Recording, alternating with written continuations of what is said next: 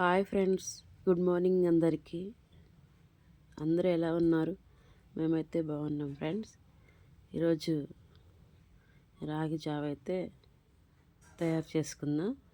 Daily dosa, idli, bonda ఇవి తిని తిని బాగా కష్టమైంది.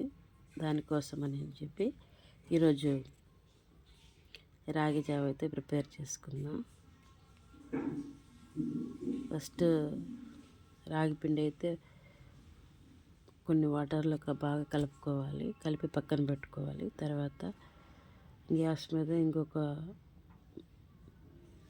గిన్నెలో వాటర్ పెట్టుకొని బాగా మసలేదాకా అలాగే పెట్టాలి. తర్వాత ఈ కలుపుకున్న పిండిని మసలిన వాటర్లో యాడ్ చేసుకోవాలి. కలుపుకున్న తర్వాత బాగా గరిటెతో కలిపెట్టాలి. కలిపెట్టిన తర్వాత అంటే ఉండలు లేకుండా అంటే కలిపెడుతూ ఉంటే కొంచెం మంచిగా రాగి జావ అనేది తయారవుతుంది. అంటే కలిపెట్టుకొని పైన వైట్గా ఉన్న అది కూడా బాగా ఉడికిపోద్ది. ఒక 5-10 minutes కొంచెం బాగా ఉడకాలి కదా పిండి. అట్లా కలిపి పెట్టుకుంటూ ఉండాలి. ఇంకా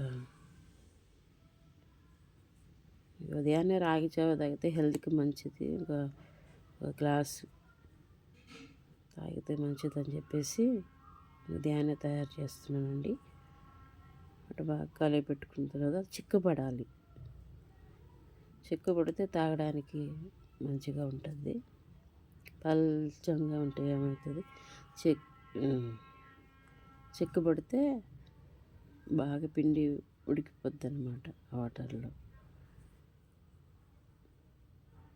అంటే కలిపి పెట్టుకొని ఒక 5 minutes సరిపోతుంది. మంట స్పీడ్గా పెట్టుకొని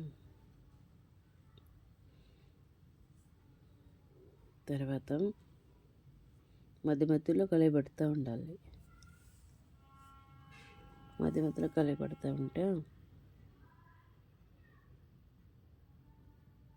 అంటే అటు గంటతో పైకి తీస్తున్నాయి. ఎందుకంటే వీడియో కోసం అట్లా చూపిస్తున్నానండి మీకోసం ఎలా ఉందో.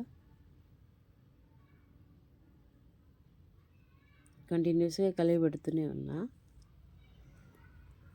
మళ్ళీ గంటతో పైకెత్తి పోయడం ఇలాంటివన్నీ చేస్తూనే ఉన్నా నేను. ఇంకా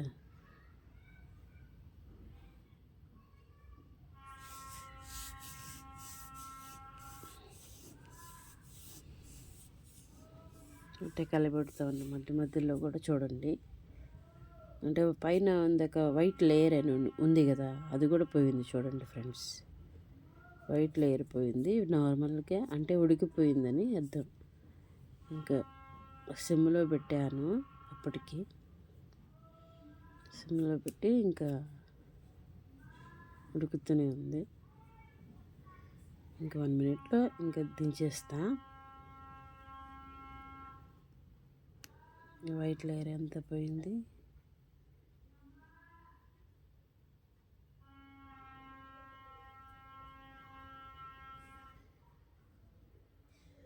ఉడికైతే పోయింది కానీ ఇంకా దించేసి స్టవ్ బంద్ చేస్తే అయిపోద్ది. చూడండి,